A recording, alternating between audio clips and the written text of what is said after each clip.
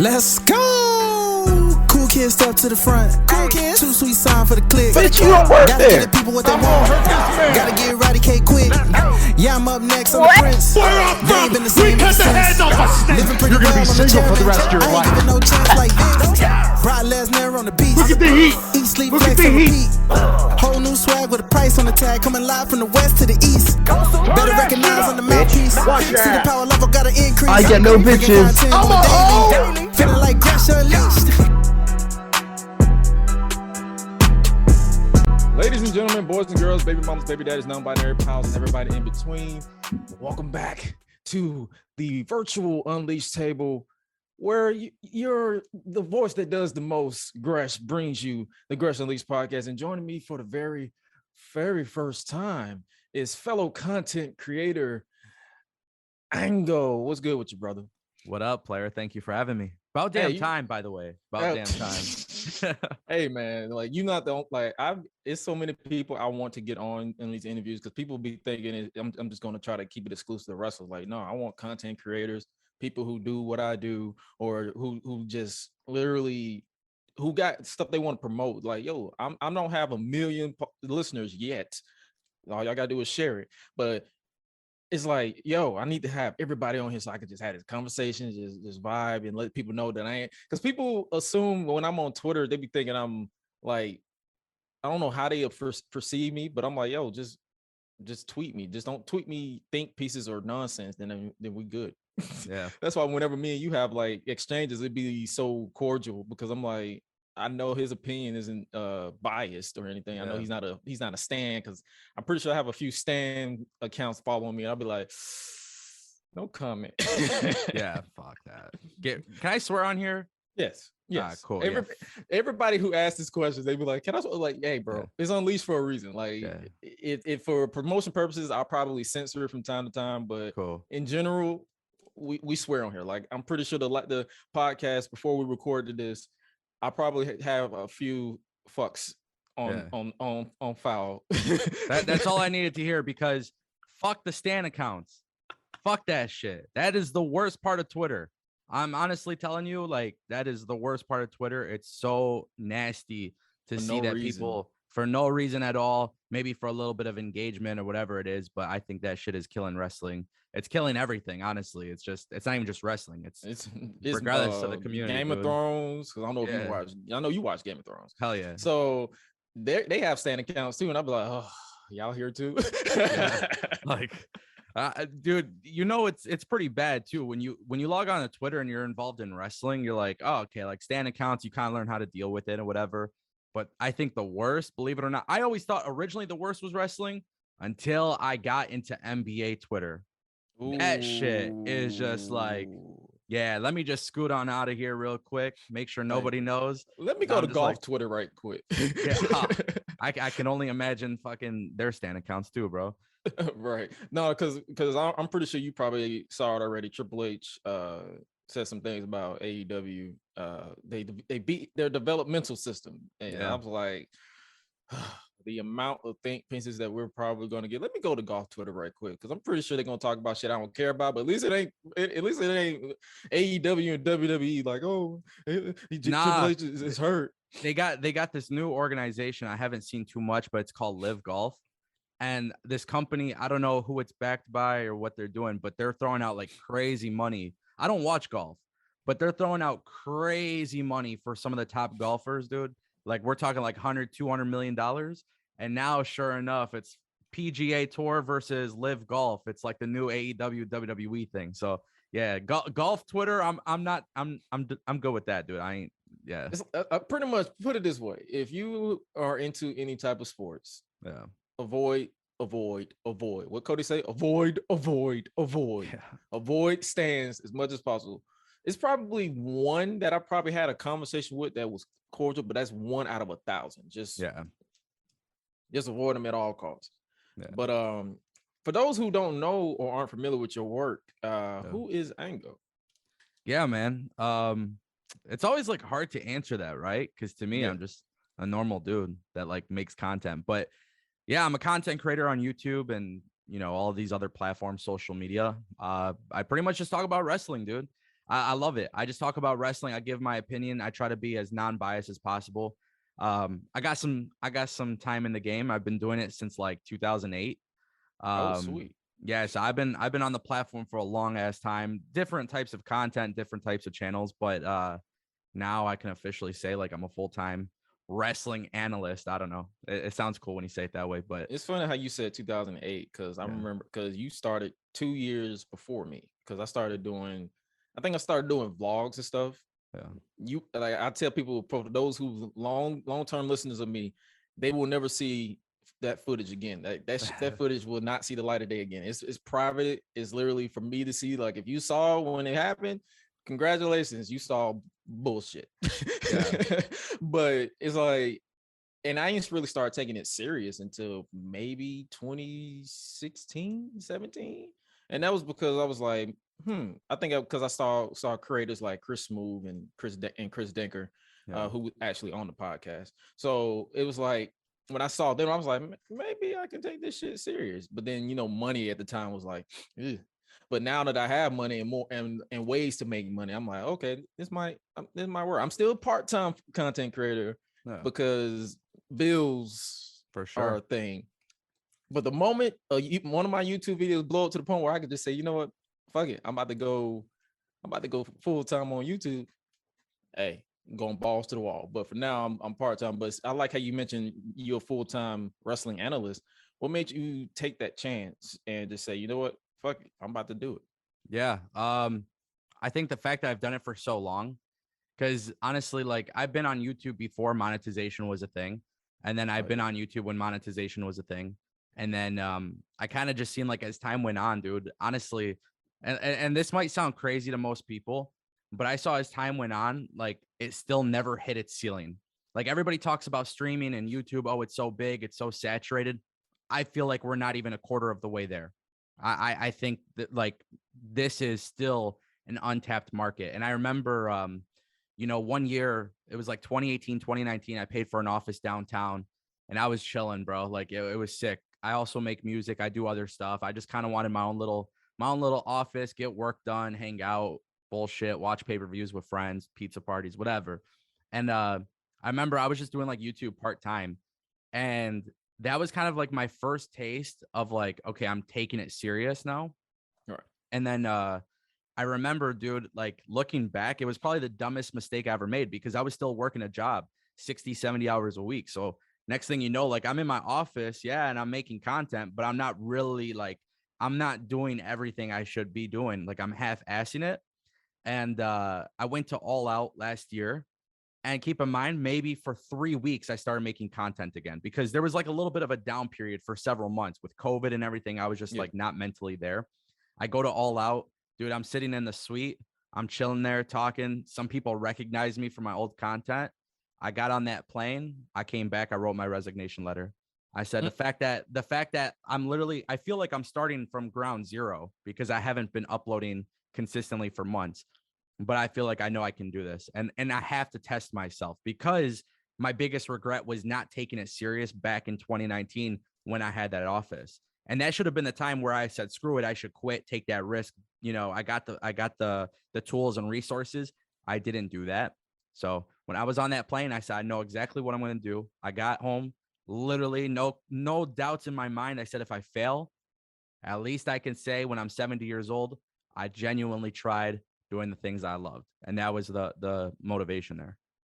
Wow. I like I like how you said it like that because I know there's a few times where I was like, you know what, I might do this full time, but then it's like it might be self-doubt or it might be because I was always in my own head where I was like, you know what, maybe I shouldn't do this. So what I did during the pandemic, because I always tell people all the time, for those who listen to me, I always say the pandemic was a blessing in disguise for me. And that was because I was trying to do content, but while working a full-time job, and I was burning myself out.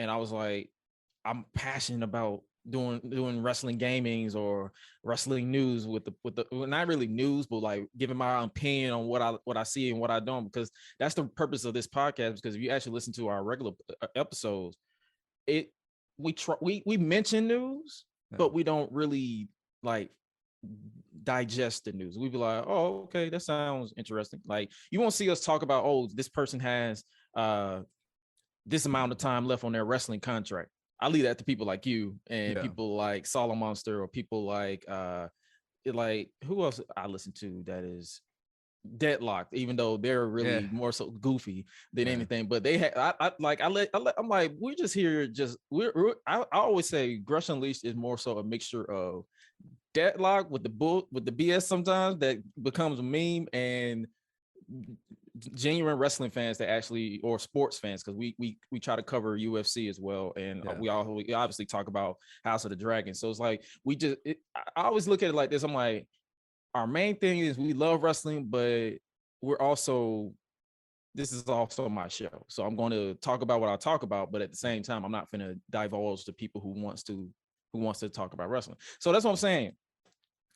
I know we put it in, more of it is we know our place. Yeah. Like, we're not out here trying to be this person, or try to be you, or try to be Solid Monster, or try to be who else, Public Enemy Podcast, or be Cam Seahawks. So we're just ourselves. Like, I shout out to lovely Laveau. She said you're the real Gresham, because I'm guessing it was it's like a little joke or whatever, or I don't know. But I was like, yeah, I take that because I'm real. Like, this is Gresham, this is Gresh. So I appreciate that. But mainly to really back in with you, what would you say would be the most challenging part of being a I guess you could say, analyst? Yeah. Not really, mainly you do content creator, but analyst. Yeah. Like, what's the most challenging part? Like, do you see yourself arguing or fighting with yourself to like, damn, I want to be unbiased, but this is some bullshit whenever you watch wrestling? No, here's the thing. If I think something's shit, I say it's shit. You say it's shit. Okay. I don't, here's, and the biggest challenge, there is none. And I know that's going to surprise people, but there is no challenge. I find more challenges between having like a work-life balance and like prioritizing certain things over others. But when it comes to actually talking about wrestling, I've seen people like, look, bro, I can talk positively about WWE and Cody Rhodes, and I'll get flamed for it because that's just the type of wrestling society that exists, right? Like, it's, you got to represent your home team. Screw you if you don't agree with my opinion. I don't rock with that. I think Cody Rhodes was the heart and soul of AEW. I see him come to WWE. I'm going to speak highly of it because I enjoyed Cody's work in AEW. I enjoyed his work in WWE and the Indies. But now all of a sudden he's in WWE. Oh, bro, you're an idiot. You're an asshole. The thing is, like, there's really no challenges. Say what you got to say. Get it out. At the end of the day, I'm not here to persuade you.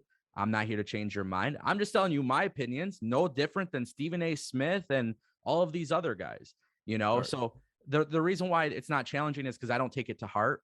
I look at what I'm doing. I'm happy with myself. I enjoy waking up every day, getting to do what I love. Obviously, if somebody's out there giving insults or they're just pissed off that I hate AEW all of a sudden, my brother, I got 1,000 videos. Go back to when I was literally writing the obituary for WWE and saying that AEW was the next thing. But of course, I think we were all writing the obituary for WWE at some point because it was dude, this is dog shit what they was giving us. Like, it was at the point where I was just like, you know what? Because I remember, and I like how you said that about AEW, because AEW isn't perfect, because it was a few times that I literally it's on record where I was like, I need a break from watching AEW because I'm like, this shit's, and I said this shit sucks. Yeah. And then they would do something like a Bryan Danielson match because everybody know I'm a fan of Bryan Danielson. So I was like, fuck, I want to see Bryan Danielson and Daniel Garcia. Shit, y'all. Every time I say I want a break, y'all reel me in with this shit. Yeah. So, but hey, I'm with you on that. Like, there's no bias. Like, yo, if something sucks, I'm gonna tell you. Like, hey, well, I was like, what up? Because I think on the last episode 18, we did we reviewed Dynamite. And I said, was this a mid go home show? And I was like, and Swella, she appreciated it. She's like, I enjoyed it. I said, this shit was like, it's not worth $50 for me to watch, to pay for All Out. And that was my honest opinion. I said, this isn't worth $50. Yeah. So I'm same way, bro. Like I know like this, and this is like one of the things that I don't think people truly understand about me is I care so much about storytelling in anything that I watch. Unless I'm watching a true live sport such as basketball, football, MMA, like I can watch MMA, UFC, Bellator, ONE FC. There doesn't have to be entertainment value to it. I just want to watch good fights happen, right? Right. So with wrestling, sitcoms, movies, Game of Thrones, I care about the story. Some people don't care about the story, but for me, I care about the story. How you start the story, what you're doing in the middle, and how you get to the end. There has been so many times where AEW has told fantastic stories from beginning to end.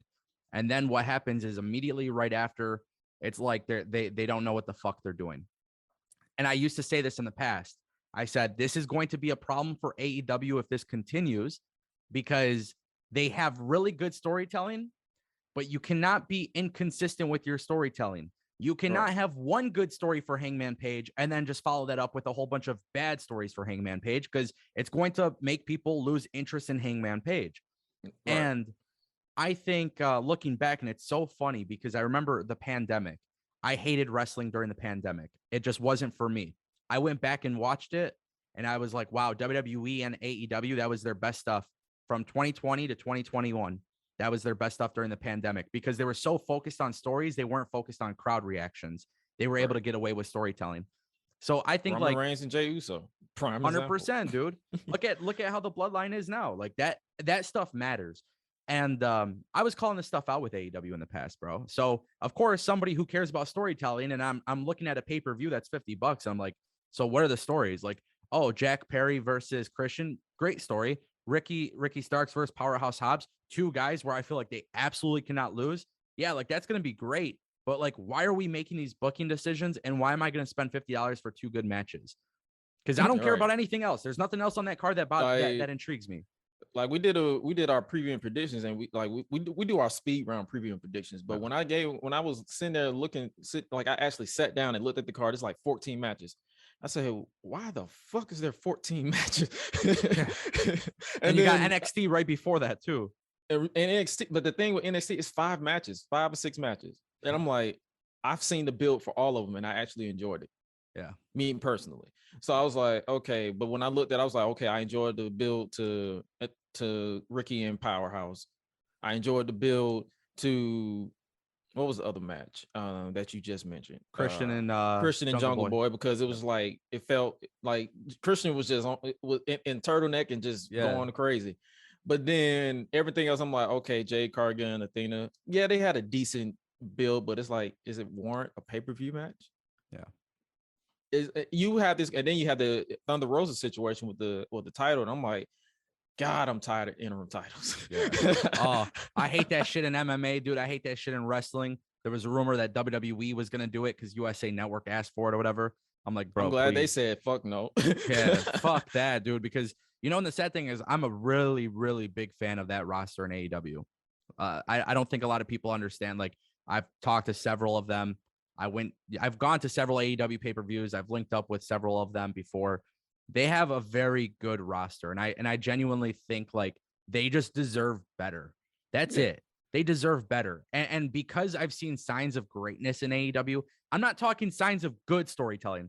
I'm talking about signs of fantastic, absolutely incredible storytelling. The fact that I'm not seeing that across the board in 2022 is disappointing, because you bring up Thunder Rosa and the interim championship. And it's like, bro, like you ain't got to be all of this extra shit. Like, you don't really have to try too hard. Like, you can literally just go back to the basics and people will love it, Like, and it's my simple thing is, I think I saw someone put it on Twitter, someone I'm following, and they said, why don't you just strip the title and say, hey, Thunder Rosa got first crack. Hey, CM Punk got first crack when they're cleared. It's that simple. The interim shit, like, it's at that point where I'm tired of seeing people with 2 belts. Yeah. Like, I already saw, I'm tired of Roman with 2 belts. Yep. I'm tired of, I was tired of who else got 2 belts? I was tired of Sammy Guevara having 2 belts when he unified the TNT title. Yep. I'm tired, and I'm pretty sure I'm probably gonna be tired of either Thunder Rosa or whoever wins the interim title with 2 belts. It's like, I kind of hope, like, if they don't split the titles in WWE, I just hope and pray that Roman just say, you know what, I'm not carrying 2 titles anymore. Give me this solo belt because I am tired of this shit. Because it's like to me it feels like it diminishes the championship because you got two championships, and it's a scripted sport. Let's just be real. Let's call a spade a spade. It's a scripted sport. So you're telling me that you just can't make me care about a rematch between the former champion and the current champion? Literally, it's not that hard. It's basic storytelling. Yeah. It's right on the money. That's a big concern that I've had because, like, first of all, you got to think too, Thunder Rosa's title reign since she's won the title, her chase was so much better than the payoff after the fact, right? Yeah. Like there was a story being built with her and Britt Baker for a long time. Now the title reign, like, completely, like, it's ass. I'm sorry. They don't care about Thunder Rosa. So how can I care about Thunder Rosa? And the sad thing is too, right? Like, Toni Storm probably would be a great champion. Just the fact of her holding an interim championship makes me feel like she's not even the real champion to begin with. So, like, why do I care? So you've already told me, you told me you don't care about Thunder Rosa because we see how much TV time and how much importance she's had on television since she's won the belt. But now I'm supposed to care about the next champion, who, by the way, is just going to be an interim champion. Like, I'm good, dude. We don't have to overcomplicate things. I'm not saying Vince McMahon is the greatest fucking storyteller in the world, but what I am saying is he ain't doing interim championship, and that is good enough for me. So I'm pretty sure somebody probably would have brought it to his attention. He was like, "What the fuck? Get this shit out of my face." Yeah, bro. It's scripted entertainment, bro. It's scripted entertainment. Vacate the belt. Do a tournament. You guys do 100 tournaments anyways. Just do a fucking tournament. Call it a day. Have somebody win. Great. Thunder Rosa's #1 contender. Now you're going to have her cut a promo for 3 minutes on TV because you ain't going to give her more than that. So have her cut a promo saying, hey, I didn't actually lose my belt. I vacated it. I want the first crack at you on Dynamite 4 weeks away. Blah, blah, blah, blah. Every week you start doing some storytelling. Okay, now you actually turn Thunder Rosa heel. Now Thunder Rosa goes heel, ends up winning her belt back. And the cool thing is, kind of like trilogy fights in the UFC, you know, like you could build actual stories. If you want to be a sport, go build these trilogy fights, make them feel like a big deal, make the posters, Thunder Rosa versus Toni Storm 3, like, good storytelling doesn't have to be that fucking difficult, bro. Make the rankings matter. Because don't get me into that. Don't get me into that, bro. Don't get me into that shit. That is the worst shit I've ever seen in pro wrestling. Nobody will ever change my mind. I fucking hate the rankings. Oh god. Every time I see rankings, I'll be like, FTR been #1 contenders for like 3 months. so why the fuck do I? And then you got Swerve in Our Glory versus the Acclaim in a random thrown together tag team match at the pay-per-view. I'm like, you really want me to keep my $50, don't you? Sad thing is that match is gonna slap. Yeah, that match is gonna slap. Like, and I always say this about AEW, and maybe I'm right, maybe I'm wrong. I'll let everybody kind of like form their own opinion, but I always say AEW can have the worst pay-per-view build in the world. It doesn't matter. Their pay-per-views, because of the in-ring action, the atmosphere, the energy, the crowd, the experience itself is wonderful. I've gone to AEW pay-per-views where I was not thrilled about the build, and I've had an amazing time. That is one thing that AEW does so well, is the live experience. But guess what, dude? I don't care to go spend money on tickets, and I don't really care to spend money on the pay-per-view. I will. It's my job. I talk about it. I'm going to do a live show, all of these different things. All and honestly, I'll probably enjoy it. Swerve and Keith Lee versus the Acclaimed. Like, it sucks that it's really just thrown together last minute, because these 4 guys can have an incredible storyline. They have the charisma. They have the promo ability. They have the wrestling skills to do it. Like, to me, it should have been a fucking big feud, but yeah, that's just the way they book. So it sucks, because I see what you're saying. Keep my $50. Dude, I don't mind giving them my $50, but you got to make me care for it. The only reason I care more about the potential of something than the actual build up to something. That's the problem I have. I think that match is going to slap. Oh yeah, and that's what I'm saying. This is not me, because people who are going to listen to this is going to hear this after All Out. But at the same time, it's like, you got to make me want to go back to watch it. Because it's very rare that I rewatch the full. Honestly, I don't think I've ever rewatched a full AEW pay-per-view. I probably rewatched a match if someone put a clip on it on Twitter or something. But I've never. Yeah, I've never kind of think. Yeah, I've never went back to watch one full AEW pay-per-view. And it may have to do with the fact that that I think it disappears after a certain while on Bleacher Report. Yeah. But at the same time, it's like, damn, y'all not giving me a reason to want to go back and watch Chris Jericho versus Orange Cassidy in a mimosa match, or or Lionheart Chris Jericho versus who did he face? Was it Moxley? You're not giving me an incentive of going to go rewatch that match. It's just like it to me, it feels like AEW is just a match. Matches happen and then I just move on. Yeah, they do. And, you know, that's why I want to see them win so bad, because the quality of matches that they have are great. Like they really do put on great matches. Like, I guess that's one of the best things when your booker is like a 14-year-old kid who fantasy book shit. You know, you're going to throw out some banger matches, right? But Right. also at the same time too, like I want them to win, because imagine if you're attaching really good storytelling to absolutely everything on your TV. That's the perfect product, dude. Yeah. And that's now Triple H is in power. Triple H gets that. We know this. We've seen it before. People talk about the black and gold NXT. They talk about 2019, 2020. They talk about that version of NXT. I always say the real black and gold brand was 2012 to 2016, 2017. That's when NXT takeovers had not only really good storytelling, but really good banger of matches. And I look at Tony Khan and I'm like, dude, not only can you replicate that, but you ain't doing that shit in Full Sail. So you're amplifying that. Right. He just doesn't do it, bro. It's like, I want you to win. I want you to win so bad. I want you to do well because I've seen you do so great. But it's like, he's so obsessed with signing people. That's one of my biggest gripes too. He should sign us, dude. Right. It's like, bro, sign me. If people call me Shields on Twitter anyway, sign me, give me a check. If WWE or AEW hit me up with a check, I'll take that shit. You can call me a shield.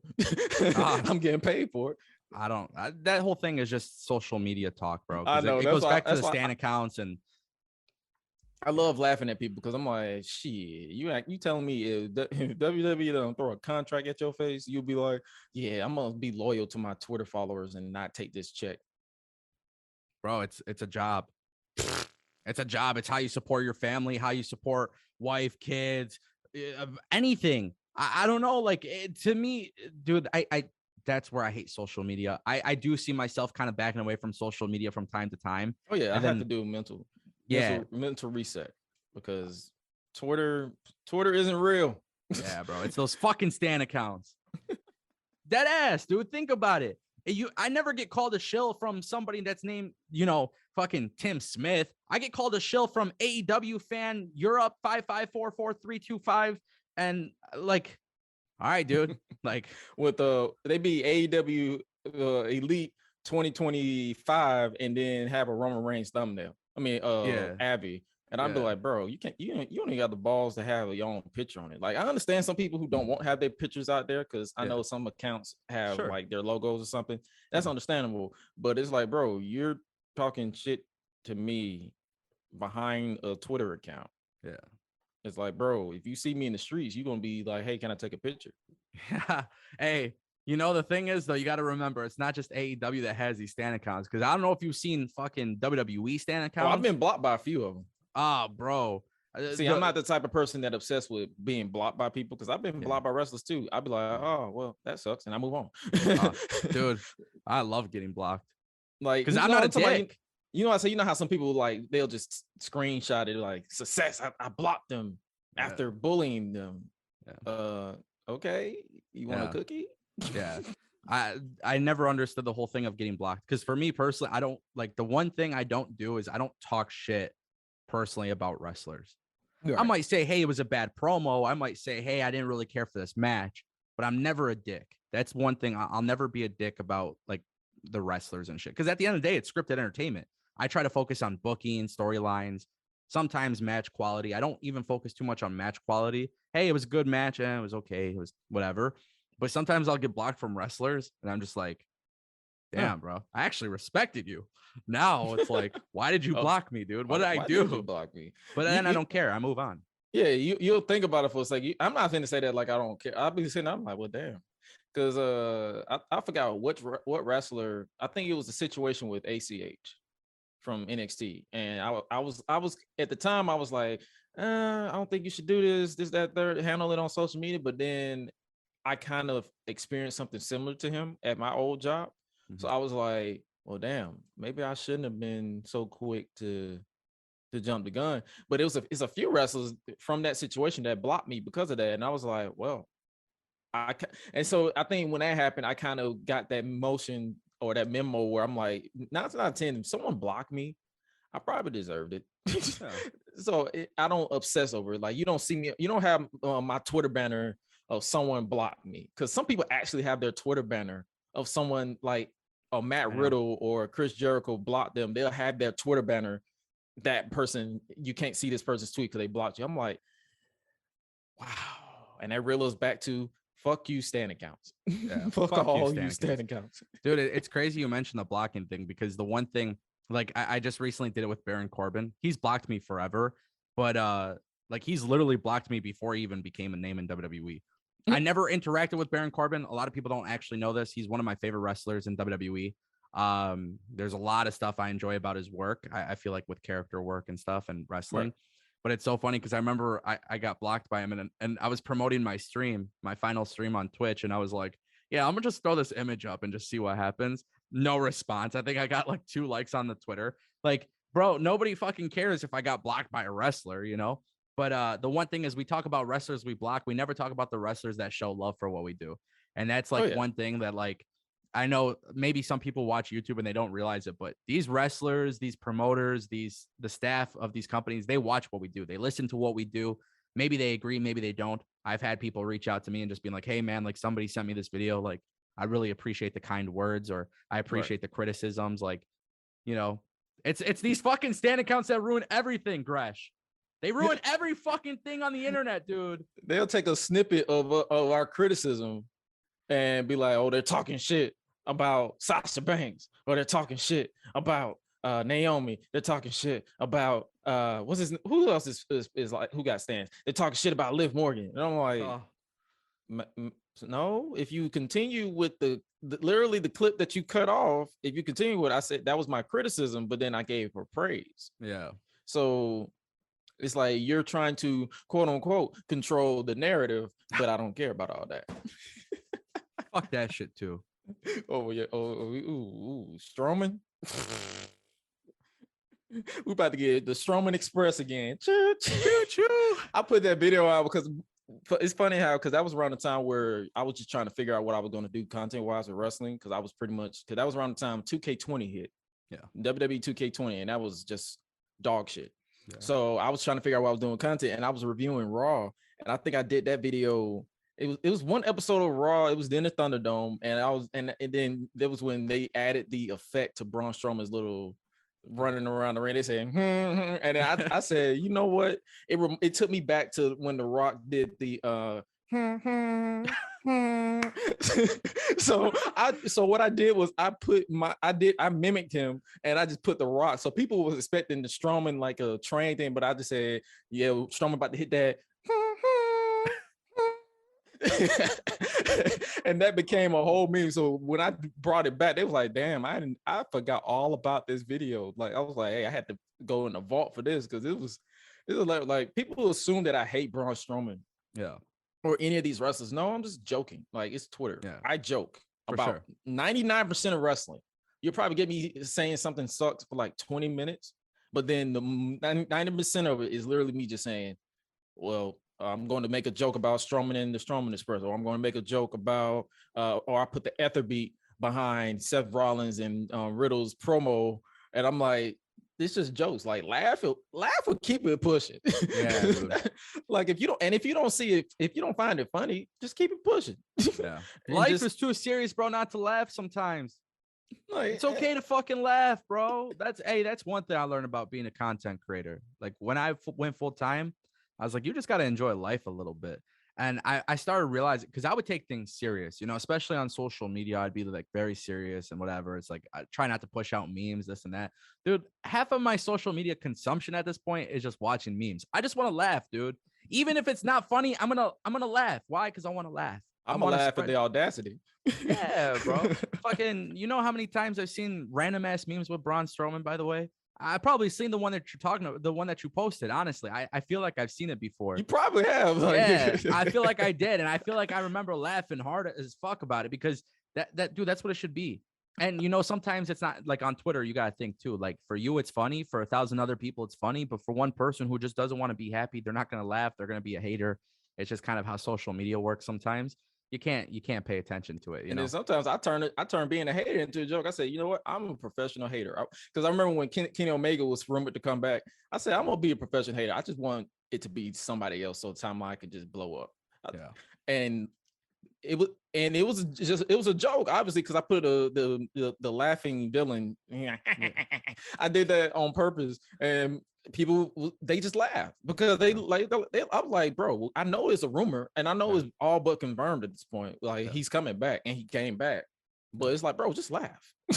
Yeah, laugh or block me. Like at this point, if you don't want to see me, because it be some people in my comments that I see the replies. I have my notifications off to, like, if I'm not following you, I don't really see it. I will have to search it out, that thread, to see your comment. But I see everything. Like don't if I don't like it, guaranteed I've seen it, and I just keep scrolling. Yeah, that's how you gotta be, dude. That's how you gotta be. Can't take shit too serious, dude. I mean, it's okay to take some shit serious, because it was a few times where I got worked. Like, I'm pretty sure I got worked during that women's tag team tournament. I was like, damn, I know y'all, because I literally put out, I said, no, y'all fucking did not. Oh, dude, I love the reactions to that. I was laughing at people. I literally sat there laughing at people. I'm like, you are literally hilarious to me right now. Because I would see people, they would get so pissed, dude. Any person I see on my timeline, as soon as I'm scrolling, I see people getting mad about it. I'm like, what's there to be mad about? What, like, again, and that's the thing about wrestling too that I've learned is, like, it's not about just letting things play out, right? All right. As somebody who covers wrestling, I understand I'm not going to have the results that I want every time. The people I would push as world champion, like, it's very different from what Triple H or Tony Khan can do.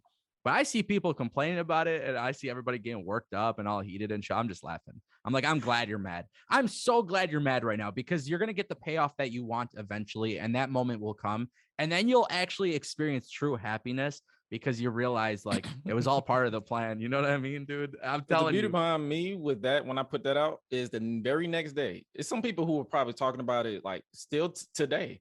Yeah. The very next day, I just laughed at myself. I was like, you fucking Mark. There's nothing wrong with that, dude. People, hey, how many times do people call you a Mark on, like, YouTube comments, Twitter, whatever? Oh, you're a Mark. A lot. Like, it don't matter what you're tweeting about either, but you're a Mark, right? Yeah, I'll be like, it was in the actual, like, catchphrase of the podcast itself, because I was like, oh, what's up, Marks? It's literally on my Patreon. If you support me on Patreon, nice cheap plug, patreon.com/GreshDigital. It's literally the golden marks, the marks in the club. So I'm like, this is all, like, bro, we're marks, bro. At the end of the day, it's okay. It's okay to get worked. I've admitted where I'm like, bro, I got worked. Yeah, fuck. I fucking got worked. Isn't it kind of cool to get work though? Like, I don't know. Like, and I think, and that's the one thing, like the MJF stuff with AEW, or like the CM Punk backstage stuff. It's like, to me, it's not a good work if you expect it to happen, if you expect it to be a work. The cool thing about the Io Sky and Dakota Kai losing, I just didn't expect it. Like, bro, I'd be talking to my videos. I'm like, it's very obvious they're going to win. Like, there's no way in hell. Dude, they did it. And I'm like, I paid attention to the match. I saw that Dakota Kai wasn't the legal woman or whatever. Like, I was paying attention to these small little things. I realized Aaliyah was not working part of the match for most of the match. Like, she's barely wrestling.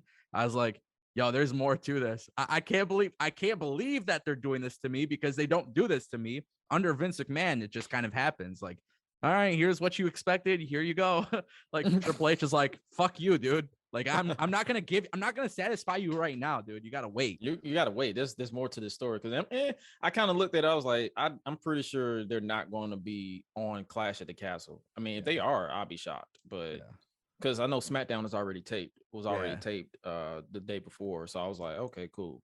But I love it. I love it when we get worked. I'm not gonna lie. Dude. I love it when we get worked. Nobody expects it, dude. That's the feeling that, like, I chase. I like that feeling. Like, I like that. I like that feeling too. Like, I don't need to know. And that reels back to what I said earlier. We don't really we mention news and reports, and we give credit to whoever reports it. But we don't like spend like, I think episode 18 or one episode, we literally spent 2 minutes on a bunch of news. It was like, oh, okay, next. That's all we could do. It's like, oh, okay. Like someone will bring, like someone will submit unpopular opinions. We'll be like, huh, all right, next. Anyway, that's just how we operate. It's all about we're unapologetically Black and proud, but we also have a vibe for professional wrestling that doesn't make us lose our sense of humanity, because at the end of the day, it is scripted sports and it is entertainment. Keyword entertainment. It's sports entertainment. Like that's why. And then I think someone got mad when CM Punk was, when they was building to the mock Punk and Moxley. I said sports entertainment, baby. Think about this for a second. We live in a world, bro. If you turn on the news, social media, not even talking politics, right? There's a lot of negativity out there. A lot. And it doesn't matter what anybody tells me. I genuinely enjoy going to sports and wrestling as my way to get away from negativity. Right. Turns out when I watch AEW, I become negative as fuck. And I'm like, oh, fuck this shit. But I do enjoy wrestling, bro. I enjoy sports. I love watching basketball. I love watching football, soccer. Fucking Formula 1 is something I'm starting to watch. Like, these are things that I try to get away from life and sometimes like the hard shit that comes with life, because it exists for everybody. Everybody's got their own problems. Right. So the cool thing is with wrestling, because it's scripted entertainment, you know that you're going to be disappointed or you're going to be happy, but you remind yourself it is not real.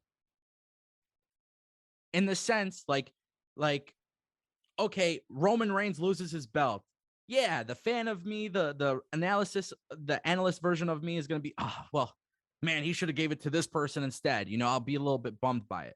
But at the end of the day, it doesn't impact my life whatsoever. Yeah. You know what I mean? And I gave, and I like how you mentioned that. I gave an analysis. I said, even Roman has done so much in 2 years that if he loses the title to Drew, it won't change how I look at him.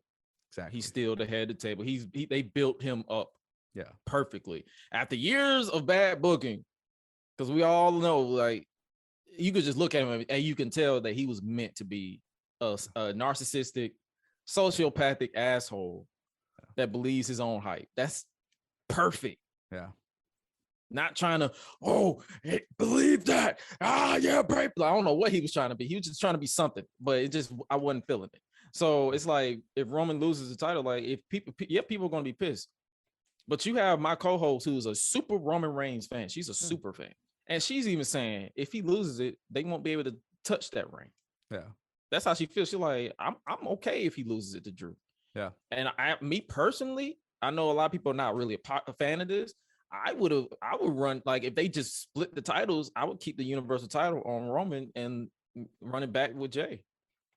Do a full 2-year loop. That's just me. That's just me personally. I'm not against it, dude. I'm very open to ideas in wrestling. That's what makes wrestling sick. And the only thing it will, I said my only little hiccup would be they would probably have to turn Roman babyface, because I'm pretty sure people are going to cheer Roman by default. But as I said, if you turn him babyface, just don't change his characteristics. Yeah. Let him still be a dick, just a popular dick. So instead of saying acknowledge me as an asshole, Detroit, woo, acknowledge me. Like, I don't know. But don't be like, yay, guys, you acknowledge me. No, thank you for acknowledging me. My tribe. I am your tribal chief, Roman. Thank you, my tribe. Yeah, thank you. Welcome. And then Chad Gable comes out and he's trying to be a heel and he's like, shush. And then Roman Reigns is like, shush. And like, what the fuck? Oh my God, you just killed it. You just killed the whole aura. But because my idea that I gave was Jay turning, like, he sees that what Sammy is doing is not getting the same reaction that he did. Because if you look back at the story, Jay Uso was like the fun-loving cousin that was like, yo, open the door, bro. Open the door. Like, he was like, yo, why can't I be this too? And then you have Roman whooping his ass every chance he got, like at Clash of Champions and in Hell in a Cell. But then you have Sammy doing pretty much the same thing in a way, like being the the happy go getter, and he's just like, you know what, you're right, you tried, and then Jay, you just have Jay looking like, bro, what, you whooped my ass when I failed, but you ain't whooping it. And then that just draws to him to the point where he's like, okay, I had enough. And then he just turned on him. And I said the way my scenario went was Jay turned on Jimmy too.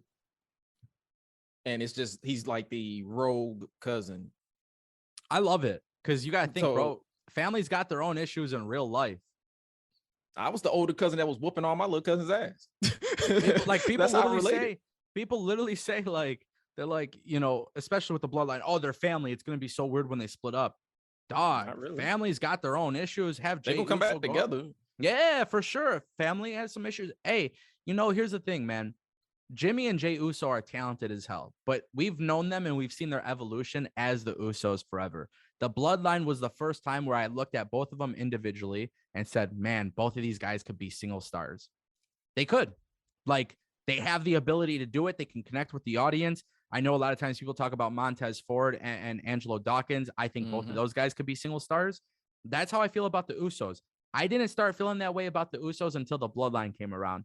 So the cool thing is, like, you got a lot of tag teams in WWE who are ready to be single stars. Let's mix it up. Let's change it up a little bit. Let's do these things. Because if we get Jey Uso going off on his own and he completely disowns his family, bro, like, have him leave SmackDown, have him go to Raw, do his own thing for a little bit. And then eventually he crossed paths, maybe at Survivor Series, he crossed paths with the family. They want to talk to him. Hey, man, like, you're not answering their calls. You're just doing your own thing. Just have him, like, be this heel persona. Right. Have him walk away from them, shoulder tap, you know, like, fuck that. I'm done. I don't respect you guys. And then eventually, after he's told his stories as a singles guy, cool, you guys can reunite, have those big time matches for WrestleMania, whatever it may be. Yeah. That's what I'm saying. It's like, I feel like there's so much like depth they can go, especially now with Triple H in charge. You know how he likes his depth. Yeah. And I was even surprised with this, the initiation of the Bloodline on the event. So I was like, oh wow, this is actually compelling. But now I can imagine what Triple H will do, and hopefully that happens, because I'm like, I understand people like they want The Rock versus Roman, but I want them to swerve us and to say, nah, here's Jimmy or here's Jay versus Roman first. Yeah. We're running that back one more time, and let's see if Jay can, now that he's under the tree, like now that he understands Roman's mindset, now will he be able to use that against him on his own? If there's anybody who knows him better, it's Jimmy and Jey Uso. It's the right hand man. Yeah, it's the right hand man. The right hand man knows all your secrets. Like, you're the right hand to the king. Yeah. Game of Thrones reference. Yeah. So if you are the right hand to the king, you know this man's weakness. You know his pattern. You know his what makes him tick. You know where to draw the line and how to break him mentally. You're getting into the mind of the sociopath that broke you, and now you're about to be the monster that he created. That's what I'm saying. So people can say, oh, this is the most overhyped story. That's your business and that's your opinion. I don't give a shit. I love it. But I love the storyline. It's, you know, I understand that he's not constantly defending his belt. That's one of the issues I've had with it. But I see a lot of real life similarities with the bloodline. I see that as a way to, like, if WWE really wants to make it get personal, if they really want to make this kind of like the reality era, blur the lines between work and shoot, I mean, they've done something with Roman Reigns and the bloodline. They can easily do it. And that's why I think, like, under Vince McMahon, I would have said it's going to be Rock versus Roman. That's it. There's no payoff to it. They're going to drop the ball. With Triple H, he really, really wants this to be a successful product. And I think he just gets it, dude. He understands. I see a lot of people who are telling me they haven't seen the difference in WWE programming. They ain't watching the program, because if I watch the program, bro. I've been watching it. The little things, like people in the background doing promos. You see them, like, it looks like it's GTA. It's Grand Theft Auto. It's a live universe. Yeah. It's not just an isolated situation. Like, you'll have like on Monday, you have Edge and Kurt Angle doing what they're doing, but then you have Dom and Ray in the back just chilling and having a conversation. Like, it don't look like it's not empty. Everybody's doing something. There's a transition to everything. There's no cut. It's literally like, okay, I'm done with that. the comedy. Now I'm finna get serious. Yeah. And I think that's the perfect. I mean, that right there was such a small change that immediately made me think like, because Dewdrop and Dewdrop and Nick, Nikki SH. Yeah. They were arguing in the background. I'm like, yo, like that's sick because eventually they're going to split up. Maybe even by this weekend at NXT, they do it. Right. But like people will be like, oh, well, they haven't been telling a story. No, their story is not big enough to take up TV time from other people. But what's really cool is WWE made sure when they were seen it backstage arguing back and forth in the background, you should go pay attention to that. Actually watch the TV when you're watching it, because now it's not like, hey, I'm going to watch Raw, but sit on my phone, or I'm going to watch SmackDown and sit on my phone and tweet, not looking at the screen. Oh, what the fuck? How did this happen? Oh, I wasn't paying attention. Now Triple H is kind of making you say, look, like anything can happen at like any the point Dexter in time. Loomis being a security guard for like a split second, and then they did a quick transition. You was like, no, that was cool. I didn't catch that. That was cool. I didn't catch that. I did not catch that. Yeah. I love shit like that, bro, because it's the small details that matter. You know, it's just a whole different level these days with WWE. And look, it's not gonna last forever. They're gonna make bad decisions. They're gonna make booking decisions that won't be popular within the IWC, but you can make bad booking decisions. That's okay. What you can't do is tell bad stories. And what you can't do is not utilize your talent. And so far, Triple H has found a way to do good stories, make everybody feel important to the show. That's the stuff I care about. Now, just keep it up. Keep the momentum going. I see he's slowly fading out the 24/7 stuff too, because I haven't really been seeing. They should do the 24/7 championship. 100%. I don't know what they're doing with it, because it's like I don't know if they're gonna take, like, I'm intrigued. Will he go full throttle and just go crash Holly and just go with shenanigans, or are they gonna, like, because for the past, how long he's been there in a month, so I haven't seen that one 24/7 segment. Everybody's been doing serious shit. So yeah, I like the idea of everybody doing serious shit, but I think wrestling is fun with shenanigans, right? Like, you gotta have it. Guy. Yeah, I am too. I love, like, a lot of times, like, people will criticize AEW for it. I used to. I'll tell you, I used to. I used to hate Orange Cassidy. The first time I seen him, I was like, what is this whack shit? Then it's like, no, dude, stop being so serious, man. I like to laugh. Remember, I like the memes. I like bullshit. And I'm watching it, and I remember when AEW would do some shenanigans, I'm like, damn, bro. Like, again, wrestling is kind of like your escape from reality. So you can watch it as long as it makes logical sense. Sometimes it does. Sometimes it's not logical, but fuck, it's hilarious, dude. I'll enjoy it. With the 24/7 championship, it was too many like bullshit ass like booking decisions, like hot potato, right? What they should do is they should make a new championship belt, black title, black strap, make it a little bit more serious than a fucking toy that's green, black strap, big gold plate, 24/7 championship. And what I would do is use this as a belt that's not taking up TV time from the most serious things, but while there's a match happening in the background, you can have like your 24/7 championship division, have a wrestler, pin in the background. Then he's running away. Then you don't see anything. A week goes by. Now you start seeing video clips on YouTube and Twitter. This person like a won transition, the belt. basically. For sure. Of course. Exactly. And then WWE pre-shows, you can have the belt, defended. It doesn't have to be a primary focus, but for the sake of content, bro, I think they should have it. And you're not going to be able to put everybody in a serious role on TV. Unfortunately, there's not enough TV time. So plus the 24/7 segments, if you go off YouTube numbers, that's one of their highest rated segments anyway. Like you get numbers, especially anything with R-Truth in it. So, oh dude, that guy's a legend. I want a heel run from him so bad. Hey, I did a what if booking if what if R-Truth won the WWE championship from John Cena instead of CM Punk? That thing got some numbers, but it was basically nothing changed. Like from the Summer of Punk, it was just Truth was just involved. Yeah. It was something simple, but I want to redo that like down the line and give more detail to it. And like, what if R-Truth turned heel in today's WWE? I kind of want to. It can work, dude. It can work. I don't know why this man gets so much hate. I remember watching him back in the day, especially TNA. And the first of it, African American NWA World Heavyweight Champion. He was sick, bro. He was so sick. I will never not take the time to acknowledge that. Yeah, man. And the cool thing is, like, even today, man, he's like so much older, yet he's still like, I feel like this guy can He doesn't age. He can wrestle for like 20, 30 more years. He's a reliable talent. He's extremely popular with the crowd. He literally he became so funny where he's got Brock Lesnar breaking character, dude. Like, put some respect on this man's name. And the cool thing is, he is so good at what he does. He has crossover appeal because of music. I think one of the biggest mistakes that Vince McMahon made was not pushing this guy as a more serious wrestler later on in his career. Because what I would have done, honestly, even mid-card, it's okay. Especially like to make mid-card championship belts feel special. That guy could have been holding the IC title, US title, being serious, you know? And you can use that into a storyline. Like there's so much stuff that could be done, bro. I'm always going to be pissed about WWE not. They should have, man. R-Truth is a shit. It's a lot of stuff that I would have changed.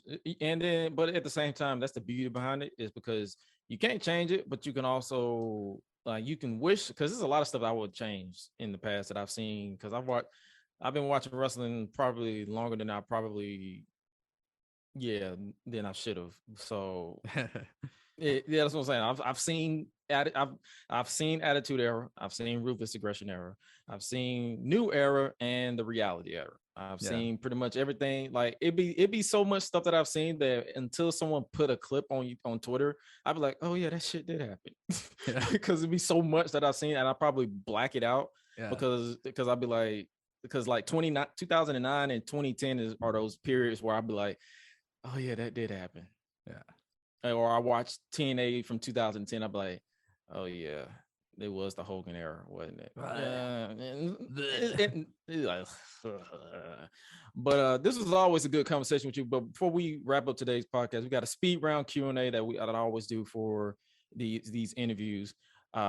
First up, I want you to list 10 of your favorite wrestlers, past and present, not exclusive to WWE. Wow, speed round. That's a lengthy. Speed round is not really like a limit. It's just like, okay, cool. Give it to me. Top 10. Yeah, top 10.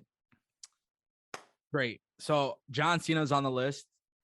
John Cena, Undertaker, Stone Cold Steve Austin. I throw Roman Reigns on that list. All right. I got Rated R Superstar Edge. Okay. That variation, that one right there. Randy Savage.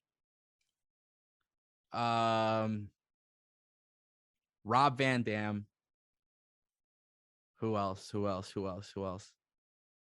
3 more. Yeah. Fuck. Rey Mysterio. Okay. For sure, Rey Mysterio. He's on that list. Carmelo Hayes. Okay. He's up there, bro. I fucking love that guy. Kenny Omega. Okay. That's an actually solid top 10. Yeah. Different eras, but also like Rob Van Dam was sick. I loved a lot of WCW luchadors and shit, and it's tough. Like I like Undertaker. I'll probably remove him off my list too. Like there's just some shit. Like there's just some wrestlers. My top 10 does change pretty often. Yeah. No matter what though. I don't know if I said The Rock. So if I didn't say The Rock, I'm stupid. But The Rock and Stone Cold Steve Austin are always like top of my list. Believe it or not though, they're controversial. I'm not a Bret Hart or Ric Flair guy. Don't care about Goldberg. No one cares about Goldberg. I don't care about I don't know, man. I didn't care for Ric Flair or Bret Hart. I didn't care for them. You know, Shawn Michaels. I didn't care for him either. Yeah. To be honest with you, I didn't really care for Shawn Michaels until like later on in his career. Because even though he was good in the ring, some things I can skip over and be like, that happened. Yeah. I want you to list 5 dream matches for current wrestlers you feel that's still possible. Like any like five like one, this person versus this person. You don't have to give us full scenario, just like 5 dream matches you think that can be possibly created like today. So like with legends too? It can be legends too. It can be it could be anything. Just my 5 dream matches. Yeah. Okay, cool. Let's see. Ooh, this is good. You're making me think, dude. Shit. Let's see. Kenny Omega and Roman Reigns. Okay. For sure. That's on my top for sure. Cody Rhodes, John Cena. Let's see. Young Bucks versus the New Day versus the Usos versus the Street Profits in a 4-way. Fatal 4-way. Yeah, I want to see a badass like AEW WWE tag team match. Ladder match. Oh God. Yeah. Fuck. That'd be insane. Montez Ford versus The Rock. Yeah. That would be very special to me. So I need one more. Yep. Wow, this one's tough.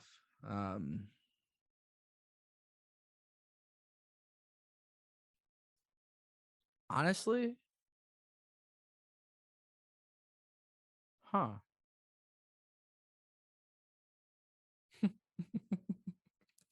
Gotta think.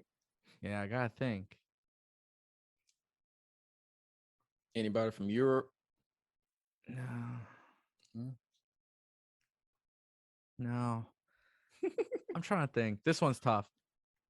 These are just matches I would like in particular. So let's add, just for the sake of it happening one time. Right. I would love to see MJF versus The Miz. I know that's crazy. But for the sake of their characters, I mean, look, right. I would rather see MJF versus Randy Orton, MJF versus John Cena, MJF versus Edge, and all these other people. But The Miz and MJF, they have such a weird dynamic that, like, I think if they were actually given the time with a proper build-up, it'd be a sick ass storyline. I don't know. Hey, that was 5. So outside of the AEW versus WWE, I could see a lot of those matches happening if someone joins another company or whatever the case may be. Next up, would you rather? Only got one for you, but would you rather take a chop from Walter Gunther or watch Control Your Narrative on loop for a 24-hour stream? I'd rather do neither. What the fuck you mean, dude? What kind of question is that? I'd rather do neither of those. But I don't watch Control Your Narrative anyway, so I ain't gonna do that shit. The only way I know about Control Your Narrative is because I'll be watching. I don't know if you know about Top 10 Wrestling on YouTube. Yeah. They do reviews on Control Your Narrative, and I'm like, bro, outside of your videos, I don't know jack shit about this company. It's off topic, but not off topic, but yeah, off topic. Dude, I try to give every wrestling company a chance. Every company. Because I cover wrestling. I talk about wrestling. I try to, I keep personal beliefs out of the way. It's at the end of the day, I'm analyzing the product and whatnot. Control Your Narrative. I was like, yo, like they're coming to Detroit. Like, okay, it's not just some fucking small ass promotion doing nothing. They're announcing dates. They're doing all this shit. Fuck that. I ain't going. I ain't going to that. I'm not going to that shit. I seen pictures of this shit. I seen like people, dude, it was a fucking joke. I feel bad for saying that because I try to give them a chance. I wasn't going to spend money on it. I seen what people were posting on Twitter. I seen spoilers and tapings, and they don't have the names I'm interested in. Fucking Gunther could chop me 100 times in a row. That ass. I'm not even. That's why I said, hey, I ain't. You only get one. You only get one because one to knock the soul out of me. I don't need multiple ones. Gunther will take it easy on me. He's just gonna go. Boop. Like, all right, thanks, dude. Here's that 100 real quick. Let me slide you that 100. Appreciate you not fucking breaking my body. My chest plate. Thank you. Yeah. Thank you. If it was up to you, what content creator would you move the end of the earth to collab work with on a project? And it could be wrestling, it could be a movie, it could be a you say you do music, it can be a EP or a song. Like, what creator would you like just say, you know what, fuck it, I want to make this happen as soon as possible because I already got your attention, I already got the buzz, let's just do it. This is a tough one to answer because I would choose so many creators. Right. Honestly, I would choose so many creators. There's so many that I would love to answer here, and I don't want to offend anybody either. But I would probably say Brandon does everything. BDE. My experiences with him have been absolutely awesome. The story of how we met and everything was really, really cool. Just looking back at that. So BDE is one of my favorite content creators. I also don't watch a lot of content creators because that's how I kind of keep my opinions to myself and shit like that. Yeah. But also at the same time too, I just feel like in an interesting way, there's so much cool shit that can be created there. So from the conversations I've had, because I've had conversations literally with everybody from Vibe, the group that he's part of, and between him, Dalton, Phoenix Nitro, and AM, those three are the ones, and Deontay DDJ, because he was on here as well. Those four are the ones that I'm like, they have so much upside to their potential. And this is someone who pays attention to content creators who I'm like, I don't watch a lot like you. I don't watch content creators. I try to support certain people, but I'll go out of my way to watch a BDE video or AM video or a Nitro video or a Deontay DDJ video or Chris Dinker video, Dinkops. And I watch DPW as well. So it's like, I go out of my way to let people know, like, yo, if you collab with them as soon as possible. Like my boy Highlight, he does the theme song for this podcast. And I told him, I said, bro, reach out, make sure you reach out to AM. Like, he's someone you want to work with. And in your case, make that happen. You and BD, that gotta happen at some point. I don't even care if you both it's a challenge video for 2K22. And you gotta, if your team lose, you gotta buy the tribal chief is my daddy t-shirt. Oh yeah. Oh yeah. We're definitely doing that one, dude. Oh, I can't wait. I can't fucking wait. BDE, where are you at, dog? Where are you at? Let's make it happen. Oh, God. Yeah, no, I mean, like I said, there's so many I would choose. But I feel like, especially being in the wrestling space, and I know a lot of times people watch my videos and they don't really get to see my creative, like, artist side because my content is super simple. It's more about the analysis and what I'm talking about. But I feel like creatively, me and Brandon would probably make some really dope content. And I very much think that, like, being in the wrestling space together would be cool. Outside of wrestling, I can name a million. But yeah. BD is the answer. That's your answer, brother. There we go. Last question. Who's on your Mount Rushmore of professional wrestling? We talked about your 10 favorite, but who would you like put above your top 10? Like, who would be without question?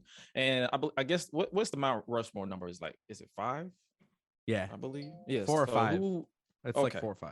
I think it's 4. 4? Okay. Maybe it's 5. Yeah. I don't know. Maybe. Yeah. So I'll give you Google 4. it.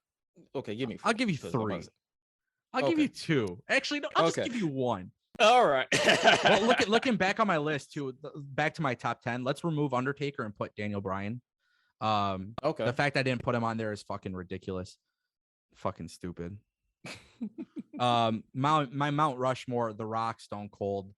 The Rock, Stone Cold, John Cena, and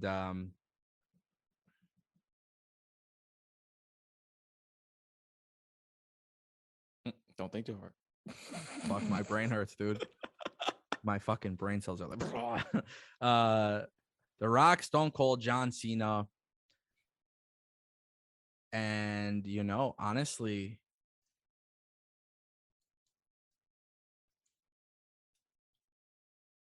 this is tough. You only get 3.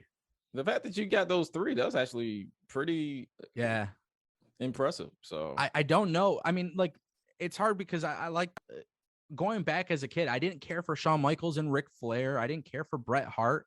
Right. I didn't care for a lot of those gimmicks back then either. Like growing up as a kid, man, like I was genuinely scared of The Undertaker, but Undertaker was like, he had his WrestleMania streak and that was cool. But like, I didn't really care for him outside of his character. His promos suck in the 90s. Yeah, for sure. I'm just going to tell y'all straight up. Like, if you listen back to Ministry Taker, he was buns. Yeah. I mean, and dude, like, here's the thing, like, technically speaking, like Kenny Omega should be like way more popular on like the list of things. But also at the same time too, it's like, because Kenny Omega hasn't been in the WWE and hasn't had those massive marquee matches, it's hard for me to list them above, because I understand to a small percentage of wrestling fans, Kenny versus Bryan Danielson's an incredible match. And it is. For me, it's a wonderful match. It's beautiful, right? To see two great wrestlers come together. But I value storytelling. I value the storylines.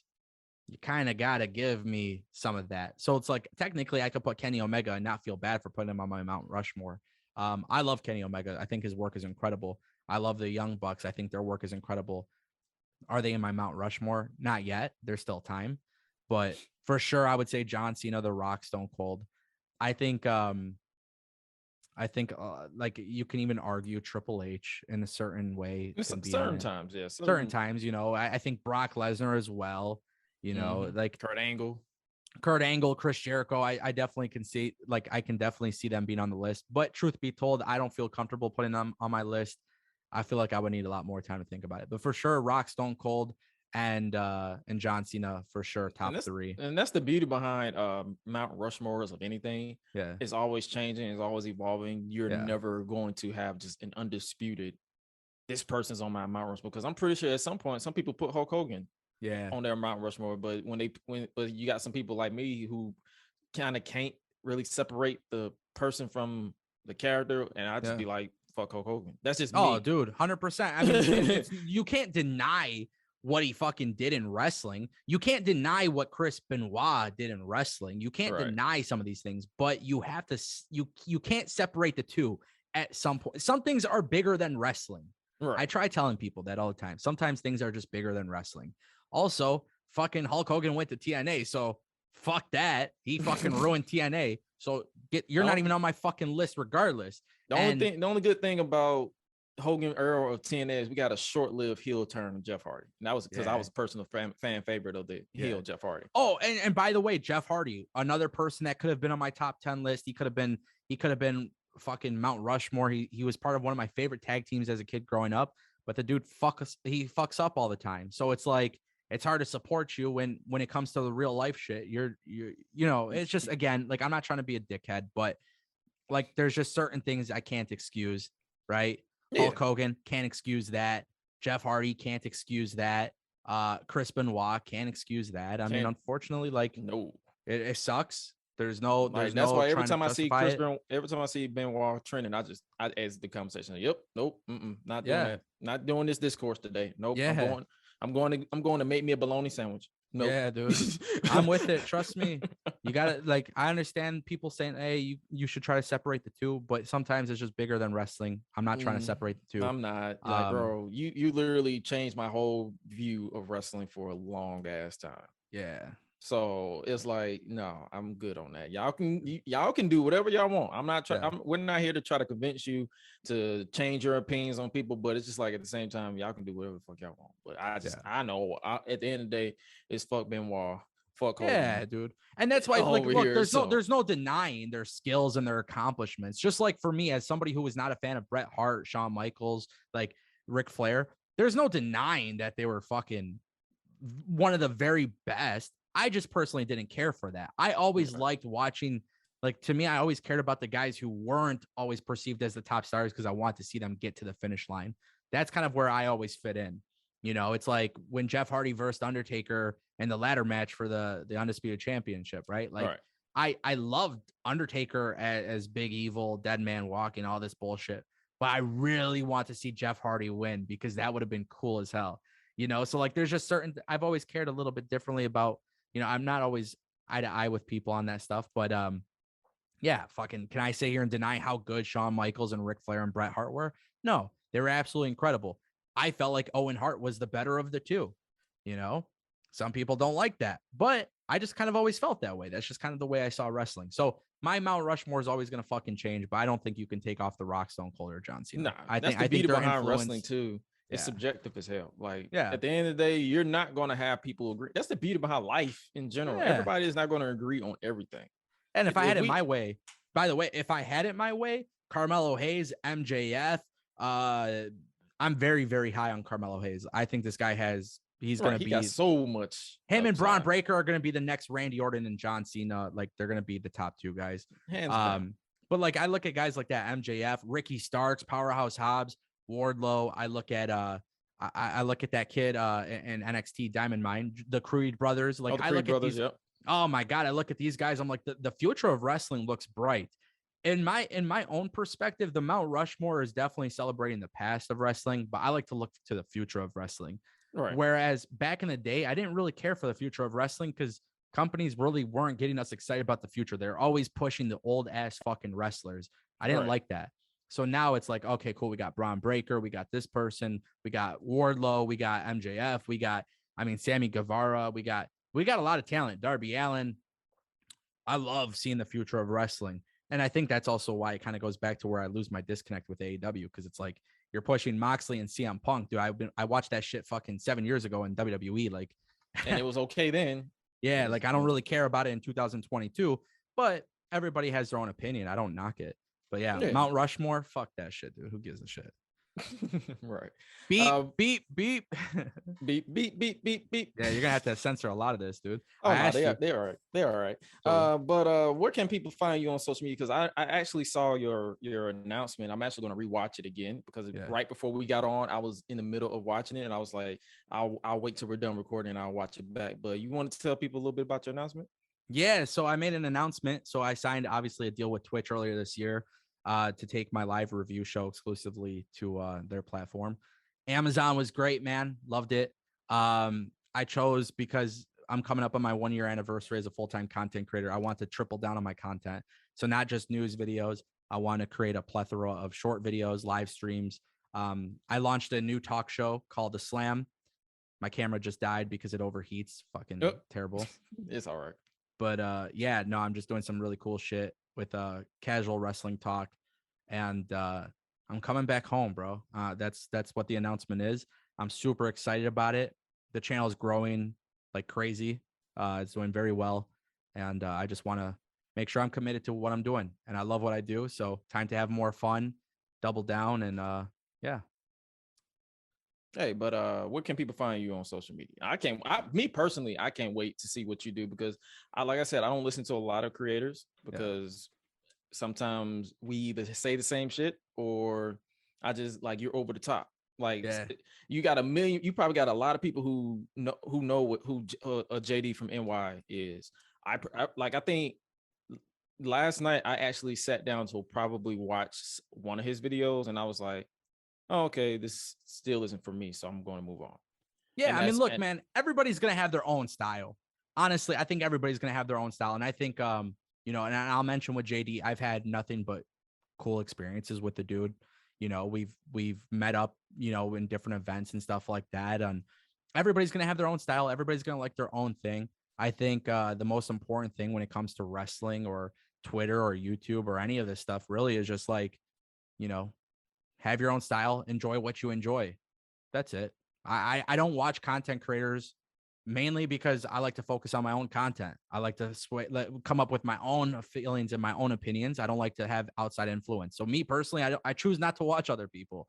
But at the same time too, if somebody watches my content and they're like, oh, well, Wrestle Talk is funnier, or what culture is funnier, or JD is more passionate than you, or this and that. It's like, cool, man. Like, do you? I would prefer that you go through multiple avenues. I think that's healthy. I think especially when you're talking about opinions, I think you should hear more opinions. But I'm not going to change who I am for you to subscribe to me. You either like me or you don't. Exactly. I've always kind of been that way. That's why I kind of try not to push like subscribe. I'm like, hey, if you fuck with me, let's do it. Yeah. If you don't, it is what it is. But where can people find you on social media if they haven't already followed you? Yeah, social media. I'm on TikTok, Instagram, Twitter, Facebook, MySpace, Pure Volume, Netscape, LimeWire. No, I don't know. Twitter at the official Ango, Instagram and TikTok, Ango Clips. And then I just launched my new website, ango.live. So you can see all my content on there, merchandise, newsletter. You can donate. You can do all this cool stuff, business inquiries. So I just recommend people go to www.ango.live. Because all my content merch, stuff there. Slam is one of the shirts that I see on there. I might end up copping one of these shirts. Yeah, I mean, it's cool, bro. The Slam is like, I wish I can tell everybody more about it, but it's a wrestling talk show unlike anything else before. And I'm super excited about it. It's not a typical review you got show. A whole lot of Yeah. merch on here. I'm gonna have to really cop some of this merch. Yeah, that's what I try to do. I'll try to support, because I'm still trying to get that Chris Danger logo jacket, but he ain't trying to drop the information yet. So until he do, yeah, it is what it is though. But once again, I appreciate you for joining me officially, brother. Like I try to, like I said, it was a pleasure as always to chat with you. And if you haven't already, if you want to follow the brand itself, the Gresh Unleashed podcast, you can literally go to @Gresh Unleashed everywhere you listen to your podcast. If you want to hit that subscribe, give us some star ratings if you want to, because hey, that helps push us up for more people to hear. Yours truly, and as well as the Queen of Rebels on a regular basis. And as far as me personally, you can follow me at Josh Gresham ORG. That is on Twitter, Instagram, at Joshua Gresham ORG on Facebook, because someone has Josh Gresham ORG for some reason, or I probably butchered it. I don't know. But you can follow me there as well. And more content on the way on the main YouTube channel. As always, make sure you keep it locked with Ango as well. Make sure you guys stay safe out here in the world of unknown. But as your favorite voice that does the most, I have to remind you of the one known, and that is you are appreciated, especially by me. And remember to always eat, sleep, flex, and repeat. We out. Be breezy.